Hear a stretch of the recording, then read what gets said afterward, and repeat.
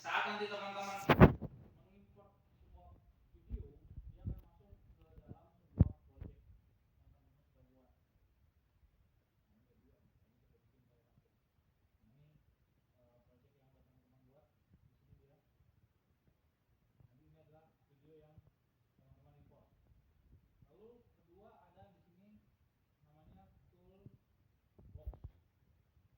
Tools yang nanti akan teman-teman mungkin banyak gunakan, tapi yang bisa digunakan paling sering adalah selection tool. Ada juga nanti rectangle, type tool, pen tool, dan razor tool. Saya kasih dulu jelasin. Selection ini adalah fungsinya untuk memindahkan, mengklik atau mengatur sebuah objek atau sebuah video yang ada pada project teman-teman. Ya, mengatur ukurannya atau mengklik atau memindahkan. Inilah di sini selection tool. Razor tool itu untuk memotong sebuah track video atau track audio, memotong ya. Hand tool ini menggeser-geser. Dia hanya cukup menggeser. Bukan kursor ya Pak ya? Kursor ini selection tool. Ya, bisa dibilang kursor, tapi dia fungsinya hanya untuk menggeser.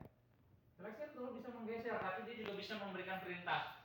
Klik bisa. Kalau hand tool nggak bisa. Rectangle untuk membuat sebuah bentuk ya, bentuk kotak, lingkaran ataupun yang lainnya. Jadi buat sebuah bentuk. Biasanya digunakan untuk masking biasanya.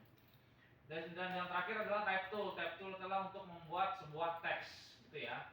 Nah, ini harus diperhatikan prinsip dari mengedit dimanapun, di aplikasi manapun sama.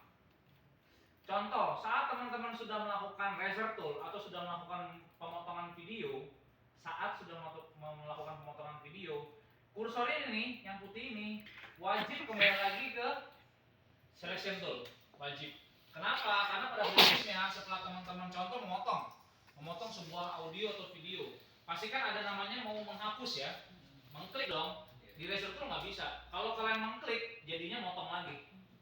Nah, jadi prinsipnya adalah wajib kembali lagi ke prinsip ya, prinsip yang harus dilakukan. Itu pasti akan dilakukan. Oke, selanjutnya timeline. Di sini ada nanti potongan-potongan video tempat teman-teman mengedit atau menyusun ya, buat video atau audio yang akan diedit. Nanti kita akan coba lebih dalam. Saya hanya pengenalan dulu. Di sebelah sini ada preview tempat video teman-teman yang sudah diedit ya, atau yang sedang diedit. Di sini previewnya. Sebelah kiri ini adalah tempat teman-teman mengedit bagian dari project tersebut atau mengedit track secara spesifik ya. Jadi kalau mau ngedit sebuah track, contoh tracknya itu ukurannya kurang besar atau videonya itu kurang besar, kita klik tracknya, baru kita edit spesifik secara spesifik di efek control. Oke, karena masih bingung karena cuma saya klik-klik doang, nggak ada apa-apa, kita coba import sebuah video.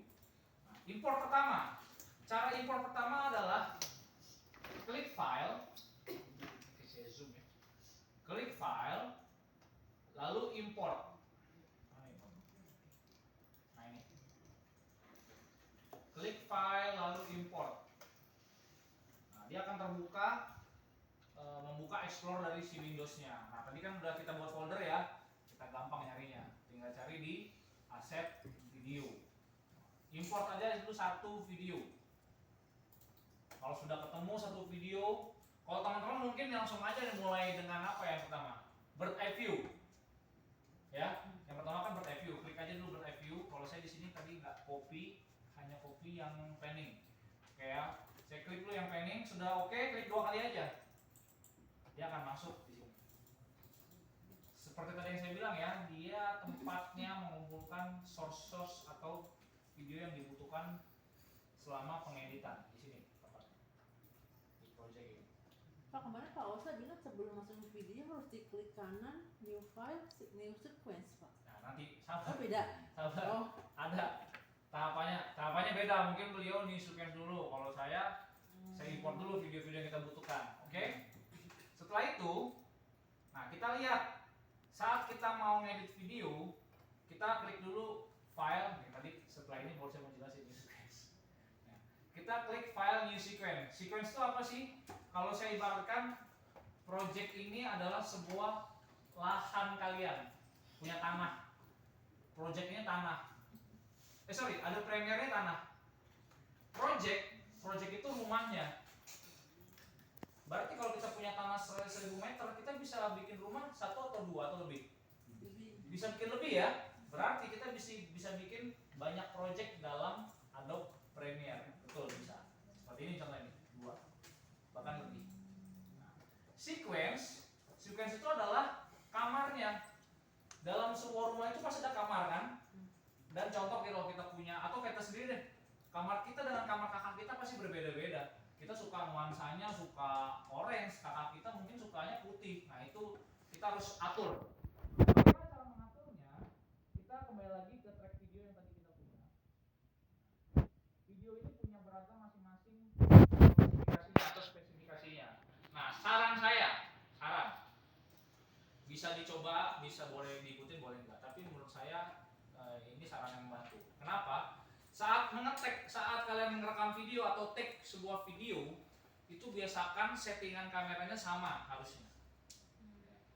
Lebih baik lagi, mereknya sama juga.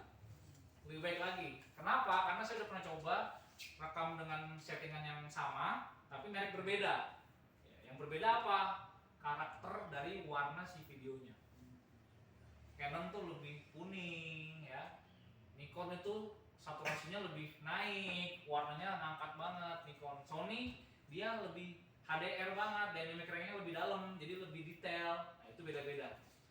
Jadi walaupun settingan sama, merek berbeda, ya boleh sih, cuman karakter warna videonya beda.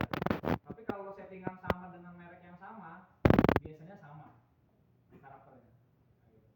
Gitu ya, itu saran aja. Oke, sekarang kita lihat karakter dari si video ini apa sih spesifikasinya.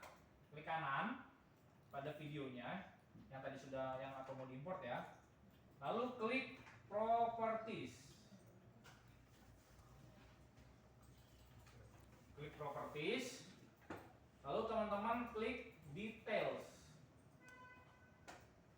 Nah, disinilah karakteristik dari video teman-teman.